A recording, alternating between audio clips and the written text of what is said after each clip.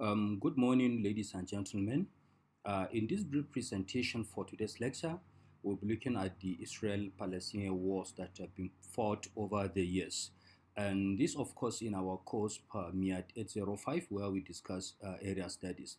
So in the course, remember, we've introduced a lot of historical and political dimensions of the Israel-Palestinian conflict, which is one of the most enduring and controversial disputes in modern history. And in the course, we also explored the root causes, key actors, regional implications, and international responses. And of course, our overall understanding and belief is that by the end of this course, we students should be able to understand how religion, nationalism, colonial legacies, and power politics have continued to shape the conflict, and then how this continue to influence the Middle Eastern politics. And as a way of establishing context, I think we can see that the Israel conflict is actually rooted in complex historical events, territorial dispute, and political tensions that have significantly influenced the colonialism and competing national identities since the early 20th century. A lot of historical events have actually happened under the Ottoman rule, where Palestine, of course, was a multicultural society with Muslims, Christians, and Jews coexisting together at that time. However, the late 19th century rise of Zionism that calls for a Jewish homeland set a new dynamics in motion until today. And also the Balfour Declaration of 1917, which promised British support for a national home for the Jewish people, while also vaguely recognizing existing non-Jewish communities in the area. And what we can simply say is that after World War, Britain's mandate in Palestine institutionalized Jewish immigration, which led to the growing Arab resentment. And then in the 1947, the United Nations partition plan that were proposed by that proposed, two-state system, one for Jewish people and one for the Arab. But then what happened? Of course, the Arab leadership outrightly rejected it because it considered that one as highly unjust. Additionally, the war between Israel and Palestine cannot be seen merely as a bilateral dispute between the two actors. It is more of a regional and international dispute involving multiple stakeholders. There, for instance, the existence of the Israel, which represents the Jewish national project that was rooted in Zionism and states concerns. And then there was also the existence of the Palestinians that actually represent the dispossessed people seeking self-determination and the right of return. There was also the Arab states that historically been supporting the Palestinian cause, but their interests have, of course, shifted over time from confrontation to pragmatic engagement with Israel. And the international bodies, such as the United Nations, the great powers such as the US, Russia, UK, and many other great powers have actually played decisive roles in diplomacy, ceasefire monitoring, and then the aid distribution that we've seen over the years across the region. The 1948 Independence War was actually very important because it marks the beginning of all the subsequent conflicts that we are seeing. It has its own causes, and the main actors are there, and also key military events that happened. One thing very important for us to understand is that immediately after the Israel's declaration of independence, Arab countries including Egypt, Jordan, Syria, Lebanon, and Iraq launched a coordinated invasion of the Israel. Of course, despite being outnumbered, Israel's military organization and Western support enabled victory over the Arab countries. Of course, the outcome was actually devastating for Palestinians because at that time over 700,000 people were actually have actually fled and then became refugees and in neighboring our Arab states. So Israel expanded its territory beyond the UN partition lines, while Jordan annexed the West Bank and Egypt took control of Gaza. This will then define the first stage of the conflict, as said, and then embedding a narrative of triumph and survival for Israelis and catastrophe and dispossession for the Palestinians. So all the things we are seeing today, that was the beginning of the conflict. And then at every point, Israel keep expanding its occupation, and then while the Palestinians' lands that was given to them, of course, by the United Nations, kept shrinking over a long period of time, and that was what I've been seeing. Again, the impact of this independence war of 1948 has actually continued to exacerbate a lot of challenges over the life, particularly of the Palestinians. Of course, even the Israelis have their own share of the impact.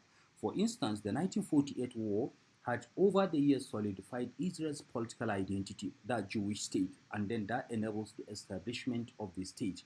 And then it resulted in a more territorial gains beyond the UN partition plan, and then that's of course shaped the future policies that Israel continues to exacerbate.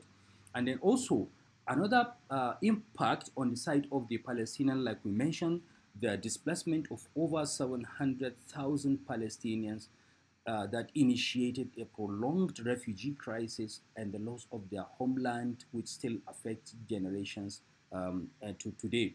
And every time there's a conflict, a lot of people lose their homes. They now move to displacement IDP camps, and then that's where they will continue to live, while others have actually fled the region and then become, of course, citizens in some other countries across the globe, particularly in Europe and some other Arab states and some part of Northeast Asian states. So, in general, we can say that the 1948 war has actually witnessed a very significant battle that led to the vast displacement of people, because many Palestinians have fled to refugee camps, and of course that continued to exacerbate a very alarming, disturbing humanitarian and catastrophic issues, and then regional tensions for decades. We don't know what will happen from today. Again, the Suez Canal crisis of 1956 was the second war fought between Arabs and then the State of Israel. And the Suez Canal crisis arose from the Egypt nationalization of the canal by the then leader Gamal Abdel Nasser, which then had heightened the tension between Egypt and Western superpowers, particularly Britain and France, who had vested interest in the canal. Of course, the United States and the Soviet Union did not participate in that as a party to the interest. Of course, they were not party to that. And in fact, they were even the countries that then forced the withdrawal of France and the other interest with party from the area then. So the the key actors, as we mentioned, include the Gamal Abdel Nasser, who was then the leader of the Egypt, and of course the France, and then many other countries such as the Britain itself. The Israel then invaded the Sinai Peninsula at that particular time, and that prompted a British and French intervention, which ultimately led to international condemnation and a ceasefire orchestrated by the United States and the Soviet Union at that time. So immediately after that one, the United Nations then emergency force was then deployed, and that marked the first UN peacekeeping mission in the region. So this event showed how superpower competition and decolonization politics continue to shape the Middle Eastern politics and conflict, and then also that demonstrated the UN's growing role in peacekeeping over the years. Of course, United Nations is still part of it, and then it's continued to do a lot regarding the peacekeeping mission across the region. The third war fought between Israel and the Arab state was actually the 96-day wars of the 1967.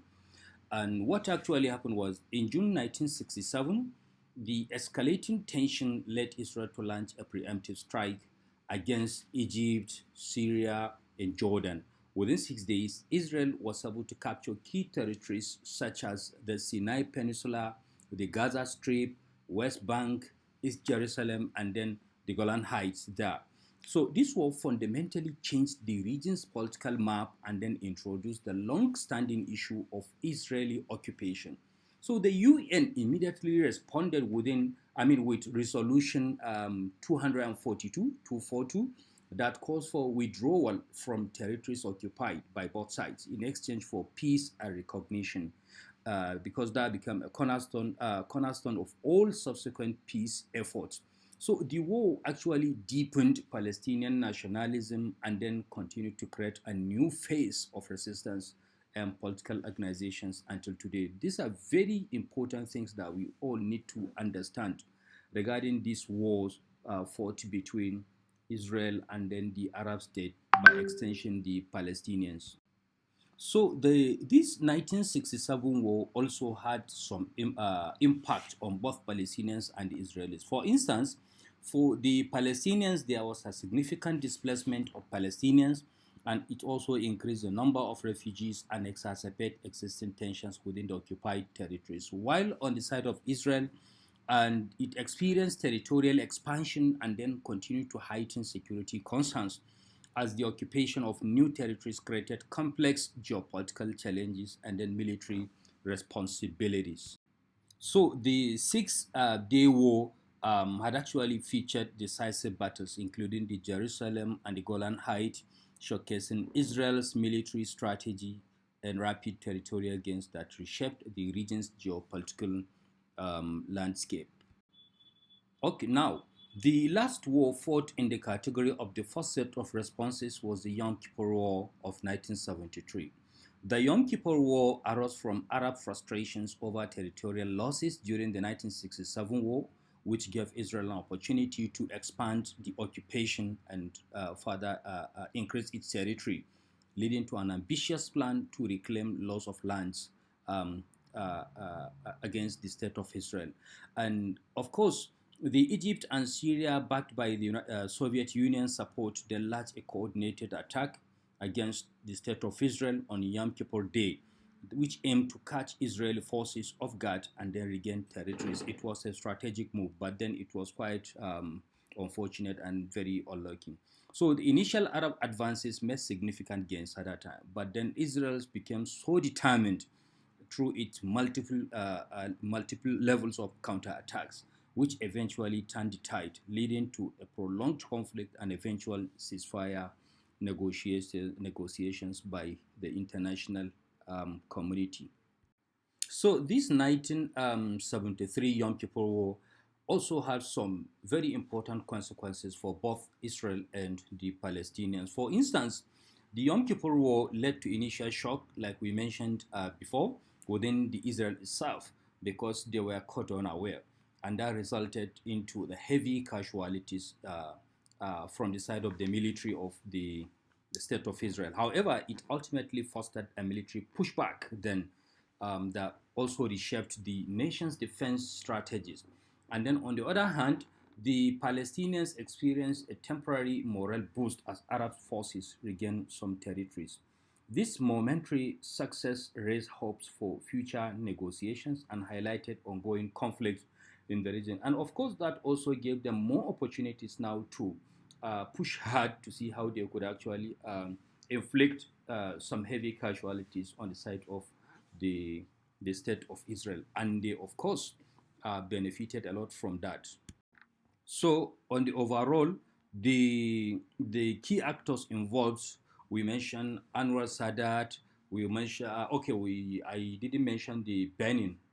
Here he is the Israeli prime minister during the conflict, and of course, series of diplomatic effort had actually been engaged in, and they equally contributed to a multiplicity of the ceasefire experienced over the range of years. So, in conclusion, the historical conflict stemmed from deep rooted political tensions, territorial disputes, and competing national identities, which significantly shaped the socio political landscape of the region. And also, these conflicts have had a lot of impacts on the state of Israel, which enhanced territorial control. And also, these military victories brought ongoing security challenges and international scrutiny, which impacts the diplomatic relations of the state of Israel. And on the other hand, of course, the consequences for Palestinians included widespread displacement and a persistent refugee crisis, which fosters a deep sense of loss and ongoing struggles for statehood and recognition. And since then, these are the long term consequences as the markers of the future development. Of course, from the realities of today, These are the major issues, such as the refugee crisis, the territorial disputes, and then the regional instability, which often drag external powers into local politics, making resolution even more complex and difficult. Thank you for listening to this brief presentation.